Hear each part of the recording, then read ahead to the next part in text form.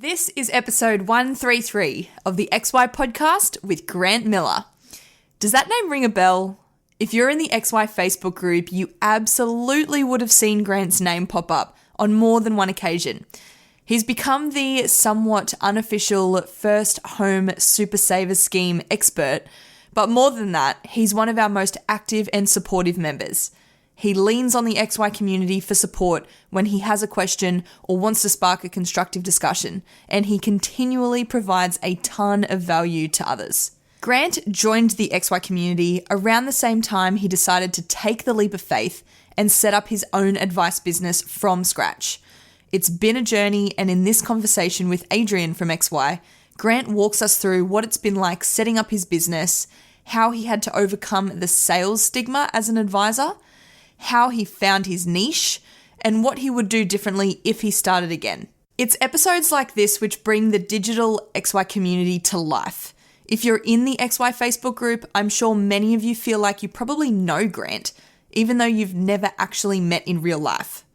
If you've recently gone out on your own as a financial advisor, if you're contemplating taking the leap of faith into self-employed life, or if you just want to hear what other advisors are doing in their business and career, you'll love this episode. This podcast is brought to you by Salesforce, blaze new trails to richer client relationships with the world's #1 CRM. Salesforce has designed the financial services cloud to help you make every interaction personalized through rich client profiles centered on personal goals and pivotal life events. You can nurture deeper relationships with proactive tracking and event alerts that remind you to reach out when clients need you the most. Supercharge your productivity by managing client engagements, household relationships, and financial life goals, all from the one connected platform. It's the world's #1 CRM, imagined just for wealth management. Salesforce is excited to partner with XY Advisor to discuss how you can build richer client relationships and unlock loyalty. Mate, it's a pleasure to have you on. Thanks, mate. One of the we pull up the Facebook stats every now and again, and some people are more active than others. And you made the list a couple of times, and it's a great What kind of ranking? What kind of ranking am I sitting? Oh, just top 10, or is that? I think definitely top 10. Oh yeah, solid. Yeah, man. Nice. That is the rank of a contributor to the community. So it's solid. I'm sure everyone's thankful for the bits you're adding in and the I ideas you're throwing out. I don't know how there. relevant it is. I mean, half of it's probably gifts, but mate, the gifts. Contributions are contributions, I guess. There's a lot. I really appreciate the subtle undertones of comedy that go on. Shane Black. I was about to say, I'm no Shane Black. The king of the dad jokes. Oh, mate, he rocks it. There's nothing really I got on him. Mate, why be so serious? That's what I like to say. Yeah. But it's good to have you on, man. We had, this is post the event last night, which is cracker. Yep. Poor Grant had child duties, a couple of kids, so it's mate, 3-year-old's birthday yesterday, Yeah. so rocked up well after everyone, so I'm gonna have to jump on the live and watch it all. Yeah, it's. But good I heard thing there was we awesome record. content though, so you have to. Oh, you'll love it because Yeah. it's. I think for some people it's a bit of a shock to the system. Like we actually had 3 digital businesses up there that they actually don't see clients face to face at all. Solid. Or very minimal. So really cool stuff. A bit of tech, but not too much tech. It was actually more about how they convey their messages to these niche markets that they're dealing with, which is solid. Well, ideally, I'd want to be moving to online. Maybe not exclusively, but I want to be able to target the entire nation, kind of thing. So I like it. Yeah, ambitions. Yeah, why not?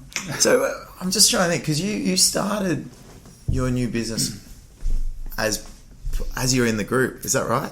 Was that the journey? Because I'm remembering a bit back. You had a post where it was when you were actually setting out to start your own thing. Yep. Yeah. So I'll give you a bit of background around. Totally. Maybe my brief history. Mm-hmm. I was working for a place and was kind of looking at going out and doing my own thing. Like you mentioned earlier, a couple of kids, wife, mortgage, she's full-time home duties kind of thing. So I was like, jumping out on your own with no income is a bit of a risky venture.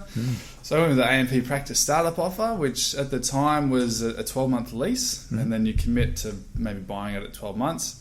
So I had put off my resignation for a couple of months because I had a 4-week notice period.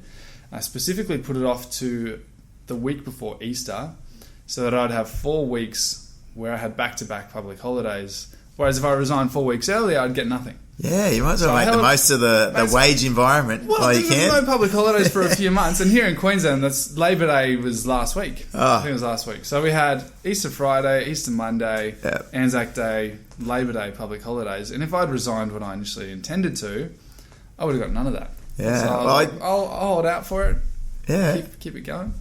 The funny thing is, like, I've been self-employed for so long, you see like the majority of the population just gets so excited over this period. I'm like, it's just a nice chilled out time to do a bit of work. Like, it's with everyone else, no one's really bugging you as much. Yeah. Well, that's it. And I hear on like the Friday and they're like, oh, any plans for the long weekend? I'm like, what do you mean? It's like, oh, there's a public holiday on Monday. Yeah. I'm like, oh, yeah, right. Yeah, okay. What are they? I know.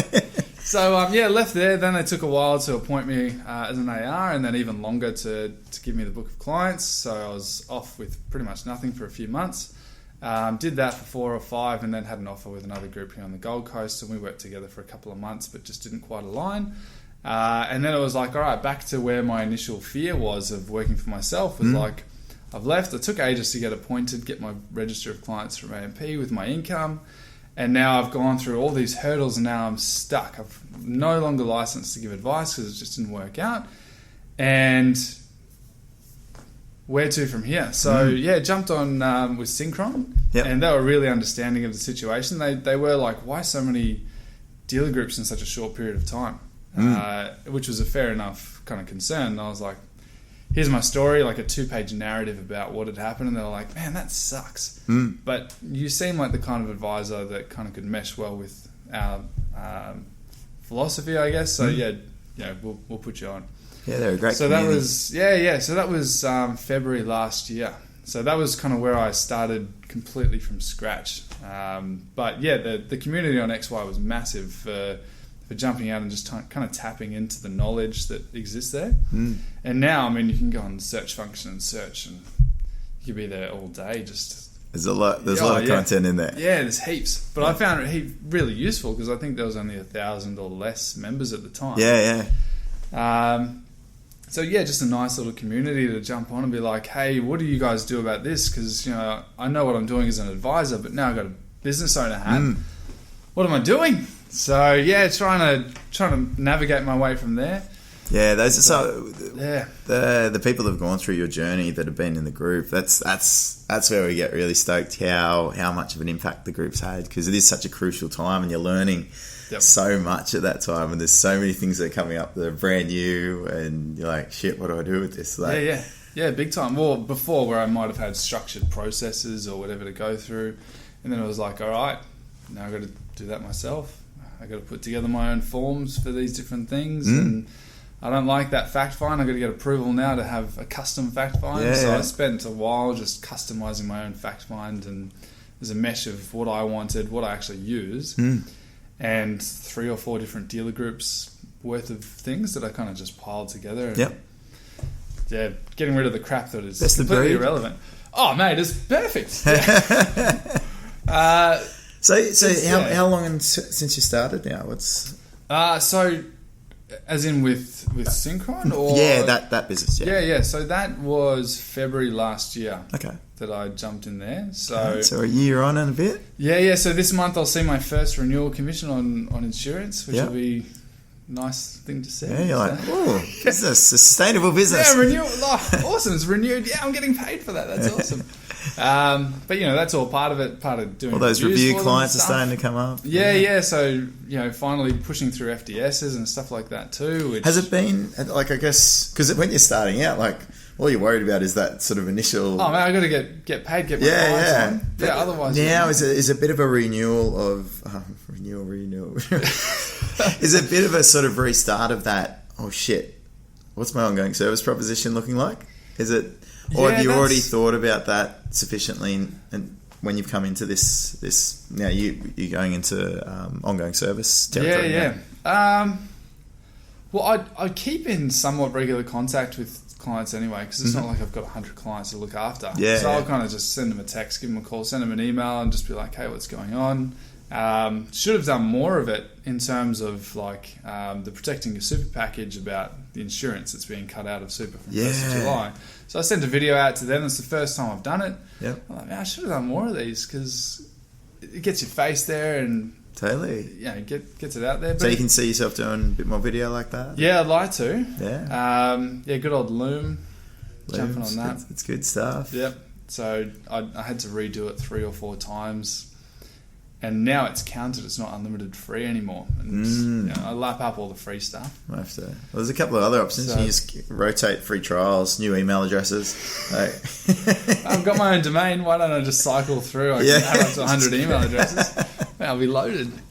But all those free credits. Yeah, nobody will know the difference. But yeah. So yes, in terms of now reassessing that on a very wholesome basis to be like, all right, what real value am I adding?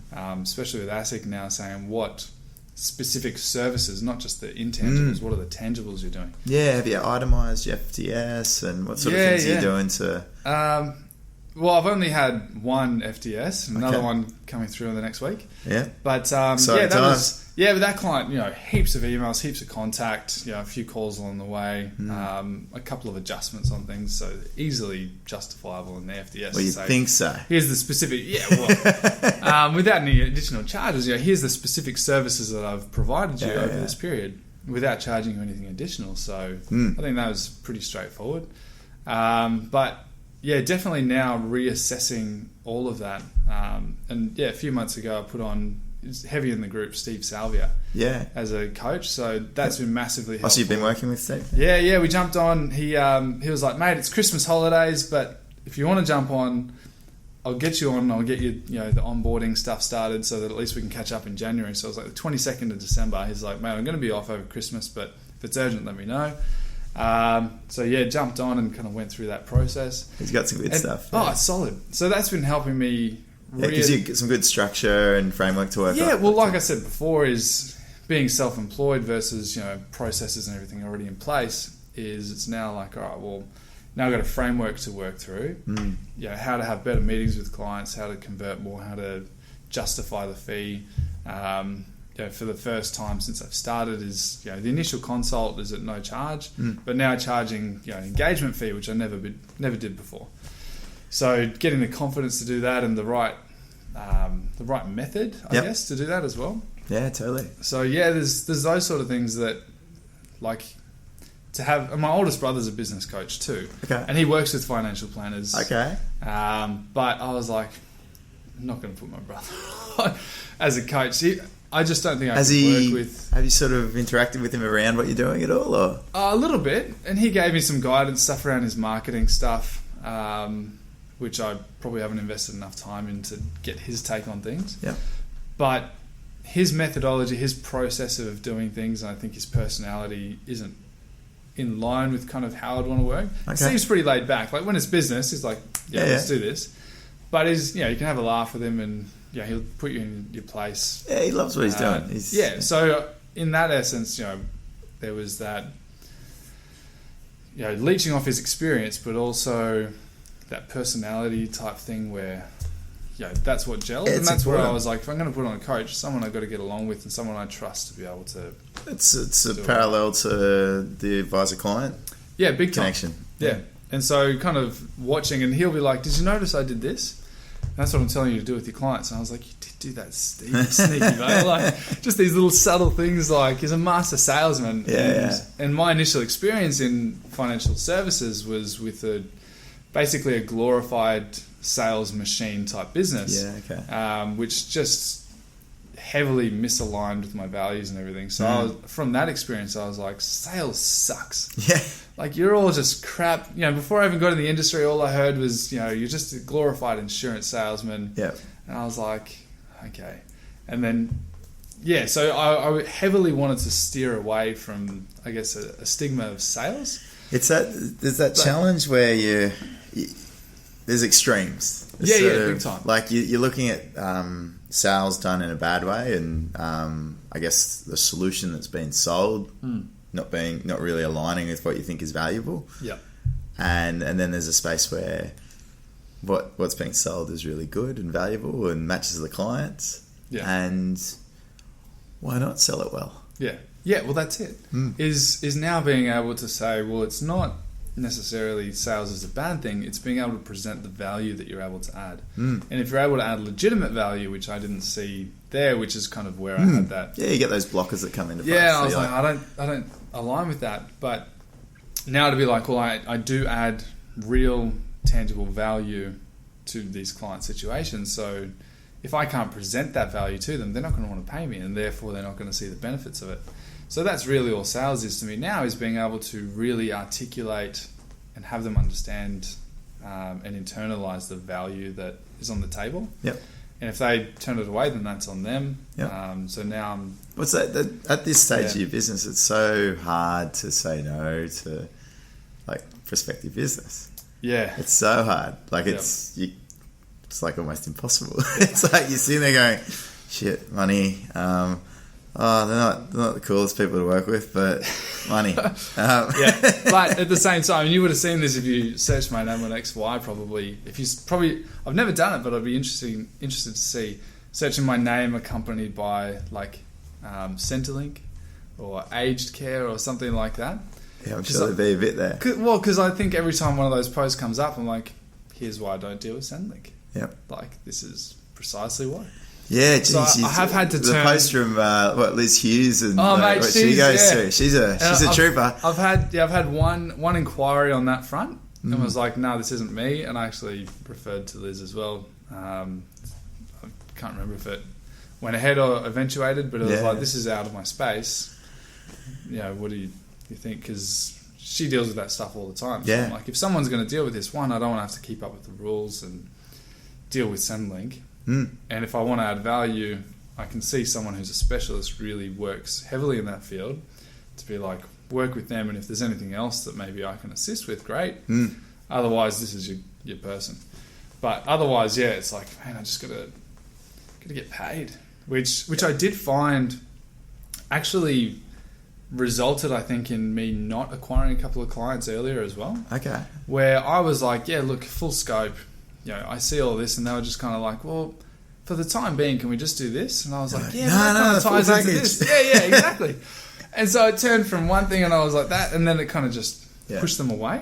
Yeah. So I had a couple of those, which could have been, really good prospective clients, and I saw the value in full scope, but I didn't respect their boundary of saying, yes, maybe down the track we'll work on that, but let's just do this now. Yeah, it's a challenge between going, you can see the need for stuff to be done, and it can be frustrating not to address that because you can see what needs to be done. But I think a lot of people have it's quite evident that being able to sort of maybe scope things and also the compliance pressures can be quite you're like, shit, if I don't do anything about that, then there's a risk. But obviously it just comes down to just making sure they're well aware of those risks and noting everything down as well. Like I've had, and one of my initial things is when I went down the initial route is I went with My Prosperity, which was a couple $100 a month. And I was like, holy crap, this is expensive. But I saw a huge value potential in the platform. But I was starting off, I had no clients. Yeah. So like, what am I going to do with forking this? out the money. You're like, so I went. Good idea, but and I see massive potential value in working with clients as long as they use it and whatever else. Like, there's a lot of functionality there. But in the end, I was like, well, this is useless. But one of the things I did want to do was like just exclusive, like money coaching kind of thing as its own standalone thing. In addition to now, I'm trying to focus that as well into all clients, kind of get that as part of the process. Yeah, totally. Are you breaking it down away from that's a separate service that you do? Yeah. So now I've got a few just exclusively money coaching. And is that sit outside the license regime or? They're brand new, so I've put them still working it out. Yeah. maybe talk to Lee Shadell. Yeah, exactly. I know some who set it up through like a separate company, and they kind of just run that and their license separately. Yeah, there's options around that. The other one that is that because of if you're only working with simple deposit products, there's often a lower requirement around the compliance framework. Yep. So it could be like a detailed letter almost that, like an ROA sort of thing, around just bank accounts and splitting up the bank accounts or whatever it is. Yep. So, but it does depend on the licensee. Yeah, exactly. But separate business. So that was a cool thing now to be like, well, let's now set this up and really just focusing purely on that.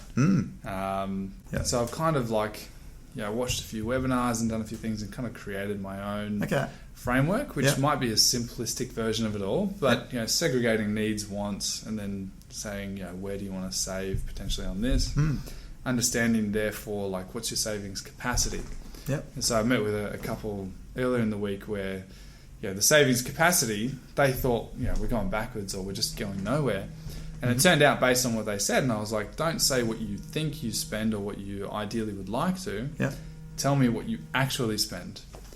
And so it ended up being about $16,500. Wow. In terms of savings capacity. So I was like, well, you should be able to save this. So now let's, put a framework in place so that you can actually do that. And that's, after my $200 a month kind of thing. It was, like, you can afford to pay me, guys, so you'll be right. So justifying the fees. Well, exactly. But being able to tangibly say, realistically, you should be able to afford this. So before, I just had a one-pager in my fact find, really detailed on expenses.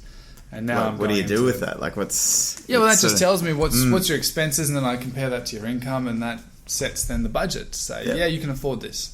And for compliance, I can tick the box to say, yes, I've documented that your expenses are lower than your income, and there's a gap there that you can afford this. Whereas now it's like taking it next level and saying, you can afford, you've got this capacity here, now let's make it work. How's it felt sort of beyond that extra level? Oh, I mean, it's awesome.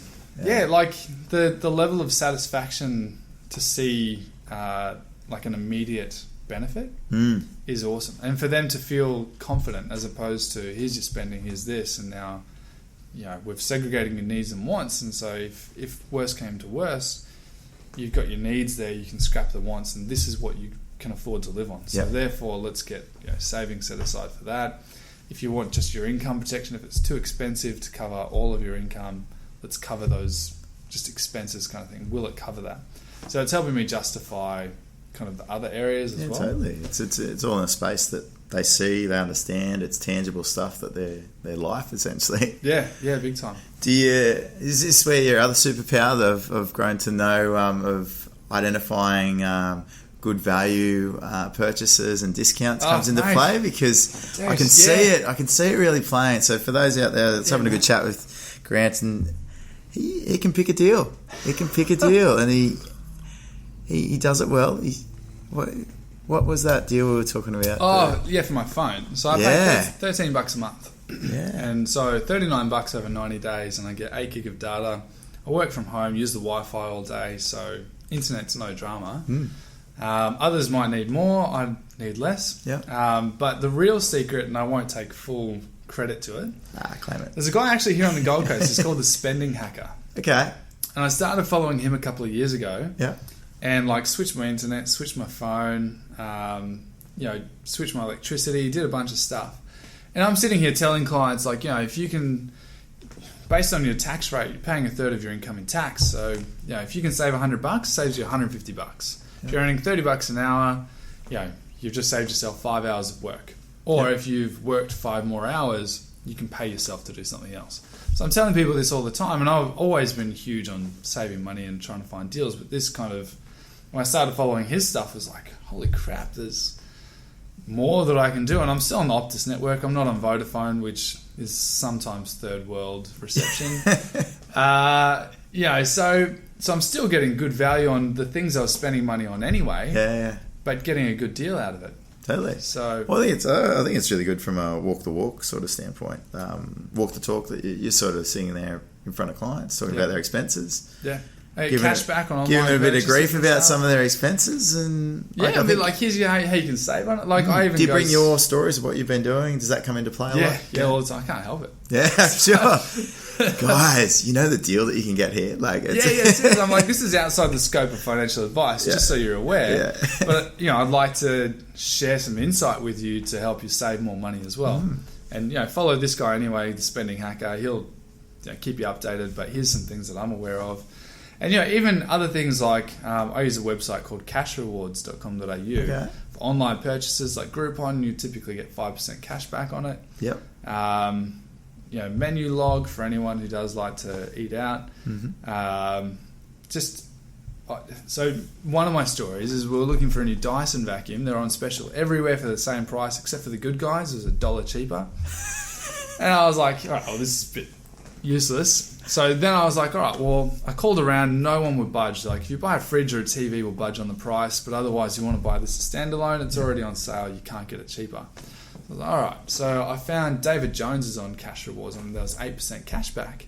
So I was like, there's this $300 vacuum that I want to buy. If I can get 8% cash back, I've just saved myself $24. It's on the way home anyway. Yeah. Click and collect. So all I got to do is park in, literally walk through the doors 20 meters that way, pick it up. Yeah. And that's $24 saved instead of going out somewhere else. Deal.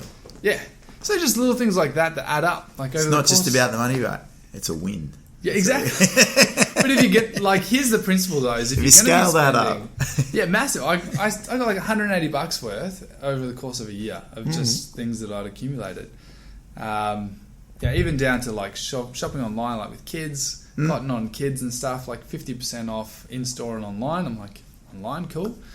And then 13% cash back or something. Yeah, you can sort of just guess the sizes for kids, can't you? One of them's going to go into it. Well, the kids too.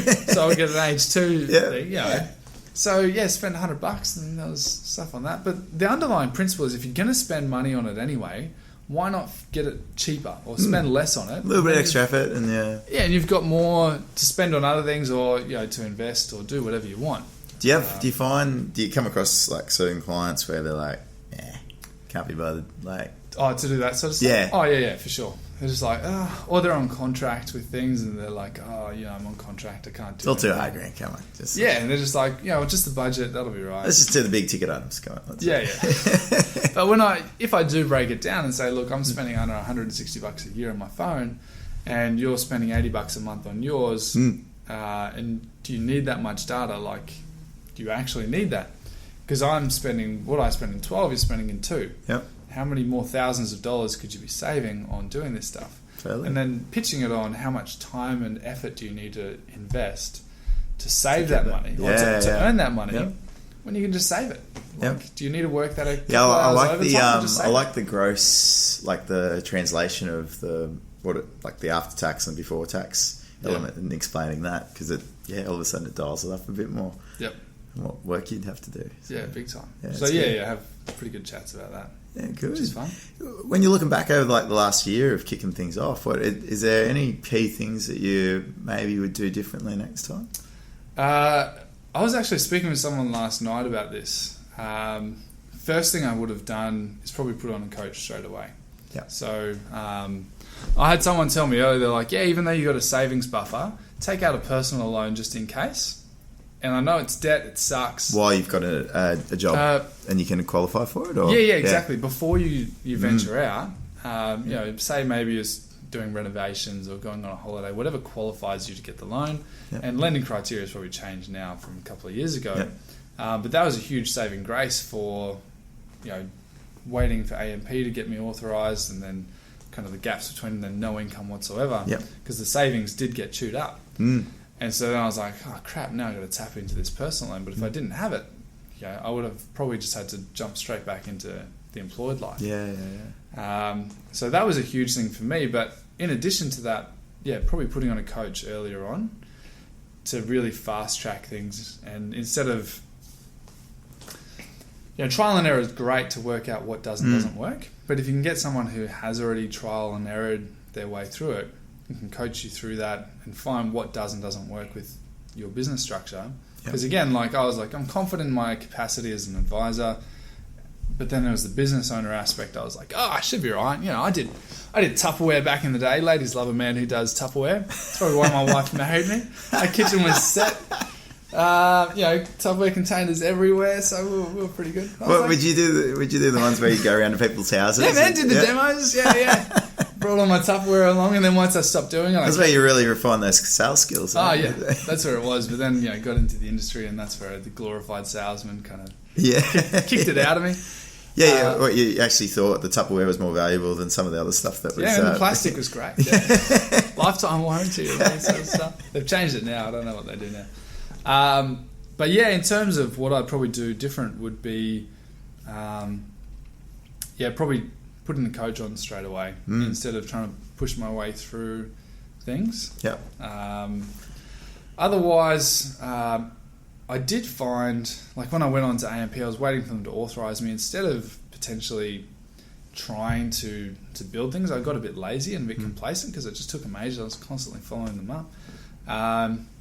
And yeah, instead of potentially going out and having, or joining meeting groups and stuff like that, I was kind of just like, yeah, this is awesome. Family time. Yeah. We're good to go.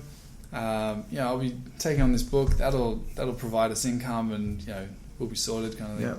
So I do wish that I put in more hard work sooner. So probably those two combined, I think, would have made a huge difference in terms of fast tracking things. Yeah, okay. But I guess some of the delays and not ending up with that book, in hindsight, you're pretty good with that. It was nice. It was a really considering post-royal commission and... Oh yeah, I'm still alive, still going. Yeah, with the AMP book and that sort of thing. Yeah. Yeah, it all worked out for the best. Like, my philosophy is things turn out best for the people who make the best of how things turn out. Which I like it. Yeah, it's like one of those deep, meaningful things. But I read it years ago and was like, yeah, that's an awesome philosophy. So even though times were hard, it was like, well, let's make the most of it and just kind of push through it. Which is why, when I went with AMP, it was like, it's AMP, but I'll make it work. Like, it's not ideal. It's a great attitude. Yeah, I did have a negative stigma there, and then it didn't turn out the way it was supposed to, and so that kind of added to that. But I was like, let's just keep pushing through. Yeah, it's really sad what's happened with AMP and that network, because there's some amazing advisors in that network. And the issue is, there's some crazy, amazing advisors, and you see them in the group as well. There's some of the most active in the group a lot of the time. Yeah. So that's the sad part, is that they're potentially negatively affected by this huge stigma against the company that they're authorised by, which is the same thing probably for Dover. I'm sure they weren't all totally scammers. Like, and every licensee, especially a large one, you're bound to get someone who's not doing the right thing, or the dealer group might slip up on something. Yep. So yeah, that's the sad thing for them. Yeah, it's nice that you've landed in a place where you're comfortable and a good crew, the Synchronians. Good peeps. I suppose you're dealing with Guy. Guy Vass. Yeah, she's awesome. It's good fun. Yeah. But I mean, they got the state managers all over the place. But yeah, she's been awesome as well. But it's been a hell of a journey getting the business rocking and. So we're still early in the year. What are the big plans for 2019? What's what have you got on your plate? So that's where putting on Steve, for instance, has been a huge help to say, mate, what should I be focusing on? And I'm trying to target my niche, because really what it was before is I was like, I love the first time super saver scheme, and like people in the group even tag me if there's a question. I know you're the expert. Because I love it. Like there's huge potential there. Not to add like tens of thousands, but still thousands in tax savings and stuff like that, which could be the breaking point of, do you have your deposit even after a fee? You could still be a few thousand better off, kind of thing. But he kind of was like, oh, well, that's great that you have great interest in that, but can they afford your services? And I was like, well, kind of. But that's, often they're like, well, I'm just trying to save for a house. I don't have to pay a couple of grand for advice just to potentially see if I can be better off as a result of it. Yeah, totally. And so I was like, all right, well, what do I potentially have an interest in? And what kind of clients would I ideally like to work with? So that's what we've been targeting that, and kind of boiled down to like allied health space. Okay. Which... So we're talking nursing... I think nursing falls more under the medical side, but allied health and medical, so chiropractors, dentists, physios, podiatrists, osteopaths, dietitians, all that sort of space. Okay. How'd you get to that? That's a good question. So... I did actually, I worked with a physio in December, and I was like, man, my first clean skin of the year. Yeah. What's going on? Like, they take such good care of themselves. Yeah. Well, I was like, on good money, looking after himself, opportunity there for advice. And I was like, you know what? There's probably other people in a similar kind of industry who are looking after themselves, earning good money, but they're so caught up in their work that they probably don't know what to do with their finances. So I was like, here's an opportunity for me to possibly capitalize on that. So now over the last few months, I've added over 1,000 allied health professionals on LinkedIn, and I've been having some awesome conversations and turning those into meetings and great. Looking to obviously convert more, but it's only been a few months in. That's awesome. But I'm already seeing the benefits of doing that. And before, I had no idea how to do it, which again, like, Steve's going to love all these pictures. That he does.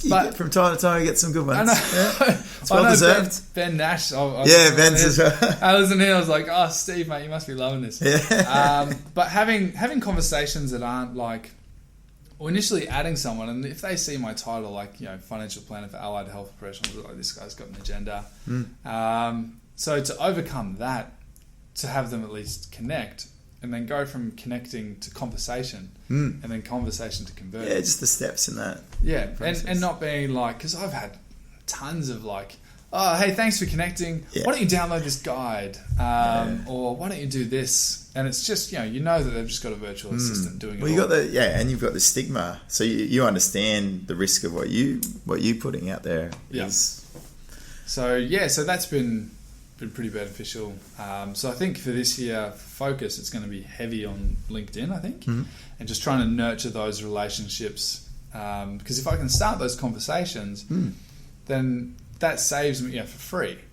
That saves me having to try and do paid advertising and hope that they're actually going to click on what I'm doing. Whereas if I can directly engage with them, then that's direct interaction, and I think that's going to be more valuable than download this guide, which will still be part of the marketing agenda, I guess. Totally. But what about content? What do you content? Think? So that's what I'm starting to focus on as well, and getting things that are useful together to then send out. So I've got a couple of things that I've kind of worked on now. It's just got to make it look pretty to then put the process out there. But I think, and it's focused on this channel, Allied channel? Yeah, well, it's somewhat generic to a degree, but it says, like, if you're an allied health professional, what's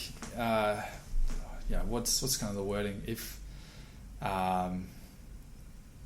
you're like a motivated self-employed person or an entrepreneurial self-employed allied health professional or career-minded in this industry, then this is kind of the guide to help you work through these issues. Yep. And highlighting that, and then they go, oh, great. And it's enough content for them to realise that there's things that they can do, and obviously not enough for them to be like, great, I don't need Grant.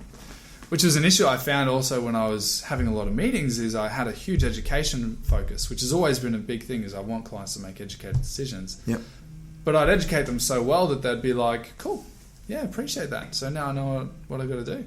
Yeah. And I wasn't sharing the value, I guess, enough for them to be like, oh, I've got to work with you to accomplish this. Yep. Would you? What are some of the like channels for these allied health that you can start to do, like more specific? Oh, as in like to send the content to? No, like to shape up more. Like, what are you thinking about some of the things that you could? To like say that client. Like for cash flow, for instance. Yeah. Like, so essentially putting into three things is like managing your money, investing your money, protecting your money. Mm-hmm. Is essentially your three. But how does that get more tailored to the? Well, to them being like, well, if you're self-employed, you may have ups and downs. So let's work out a money management plan for you to be able to ensure that you can pay your bills, still be able to invest in yourself and your business. Yep. Or if they're an employee, to say, you're really well versed in managing someone's physical health, or mental health. I'm really good at helping people with their financial health. And it's something that a lot of people I think the analogy is good. Yeah. They get distracted and they don't know what to do about it, and I'll help you, find what to do better with it, kind of thing. So there's different angles and stuff like that. Yeah, well, it's all like it's early days. Pitch it. Sales. Get in there, see how it goes. Yeah. Figure out what works. That's it. But if I can, then I'll be working with the type of client who can afford the advice, can see real benefit, and ideally more clean skins for the risk, because Totally. I do still take commissions on it. So the more clean skins I can get through, the happier. Have you life will be. contemplated full fee for service on insurance? Contemplated. What are your thoughts on it? I think where I'm at right now with cash flow in the business. Yep. I mean, part of what I'm working on at the moment, again, I think with Steve, is what's called a corporate profile, which is outlining who I am, the services I offer, the value of it, and giving the client the choice to say, would you rather pay for an implementation fee on getting the insurance sorted, or would you rather the insurer pay me to go through your applications and do all that sort of stuff? So I think step one will be giving them the option to say, do you want to pay to do this, or would you rather just the insurer pay me? I think when cash flow has better permitted, and maybe if risk, it's dropping down to 60. 6%, yeah. Yeah, so... You reckon you're going to get squeezed out? No, not really. No? But I do wonder, at that point, could I see value better in just charging a flat fee? Could clients... Well, when I first did it. Oh, yeah, I remember you did this. Because this was something you did massive. First start was just sort of like having the conversation of both options. Yep. And it's literally like, essentially you got to pick a figure that's going to be financial for your business. Yep. And once you pick that figure of what you need, then it's like, well, you just have, these are the two options. So you still got that channel for them to go down like that. So you're not risking that sort of thing. So you don't have to go all in and go, it's only fees. But what you find when you look at that and you have those conversations is that you start to talk about, like, you're already really good at talking about like those savings and how they translate. Yep. Then starting to... if you eliminate the commissions out of it. Yeah. And that gets rid of your clawback risk as well. Totally. I don't know, some are like... From a business standpoint, I was like, especially when clawback, I'm like, fuck that.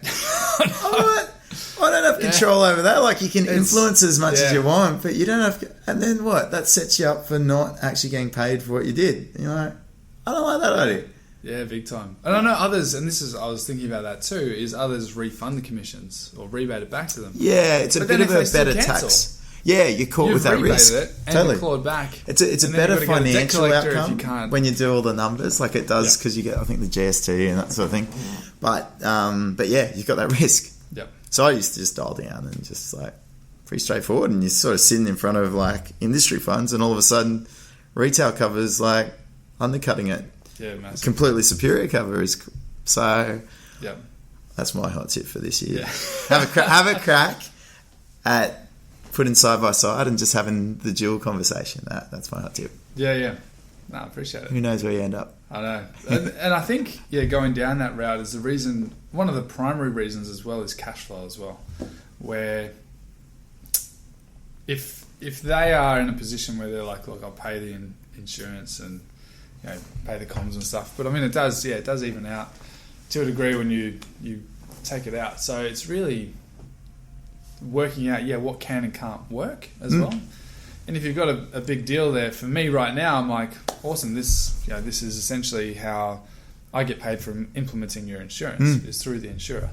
And if it's a reasonably sized policy, I'll get more than potentially what I might have otherwise gotten. But on the flip side, if I charge a fee, then you've got the risk of them not seeing the value in it. So it's all over the place. Well, the thing that you can do is... share with me your wisdom, man. Well, where I went down the path is like there is a bit of a correlation between what would traditionally be more commission for a higher policy and the requirements and the effort that goes into it. Yeah. So, like, you're talking pay slips, you're talking all that back and forth with the underwriters often. Because you got like the nursing and all the following up around that. Once you start getting to those higher amounts, you got to do more work for it. So there's enough justification there for you to go, okay, well, if like one that I came up was you just pick it on what's the mark of 10,000 a month or whatever. Once they go above that from an IAP standpoint, all of a sudden that then goes into that higher cost space. Yeah. So it's and you could label it whatever you want, but it's just you're adding that cost in, and it's got a rationale behind it because there's generally more work that goes into it. Yep. But yeah, that was sort of because the trade off when you're going, well, more comms, like, why would I do this? It's only going to pay me like $3,000 for doing that. Yeah. So that's sort of how you start. Yeah, I've also been working with just families and stuff that aren't higher incomes kind of thing as well. And I think that's where it's more difficult to potentially justify that fee when I'm like, you're both on $70,000 incomes, and they just see it as easier to just... Yeah, you sort of start to weigh into the super space, and there's the... Yeah, it starts to get a bit interesting. You got to be really careful of the sole purpose test. Yeah. But there's still enough there. Like, we're starting to... I don't know, there's musings of in XY of... starting to advocate for fully tax deductible advice as well a bit more. Oh, yeah.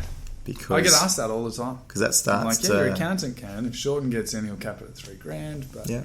Well, we're thinking of pushing a bit more for that. Yeah, because, but like you We're require... registered with the TPB. Yeah, you require all this... Well, not even around that, because like you require... Well, we're technically... You're classing us professionals. You're putting all these requirements on us. What do most professionals get as part of like their services, especially when that's related to money? Yeah, tax deductibility. So that's sort of we think that's a reasonable request. Yeah, and that starts to make this fee for service conversation around like for insurance, etc. Oh, that would make it massive. A bit from super, a bit from outside. Everything that's not IP. Yeah, tax deductible on the advice versus all these other policies you can't claim anything on. Yep. Except for maybe your income protection. And then when it comes to income protection anyway, is how much of that can you claim as a tax deduction? Totally. Depending on the benefits. So, exactly. Yeah, man, I'll jump on board. Oh, shit. All over that. Better be careful what I say. I might start a movement. Well, Grant, man, it's been great to have you on. Like it's so the business is called Inspired Financial Planners. And if you haven't seen it, Grant's on the Facebook group quite often. Happy to have a chat. Tag him in something, especially if it's about the first home super saver scheme. He is the expert. Or if you've got an allied health professional that you want to send my way. Yeah, if you don't know what to do with your physio and like you think that'd be painful, Grant is the man. Yeah. That's what I like to think anyway. Mate, it's been great to have you on. Thanks, Agent. Appreciate it.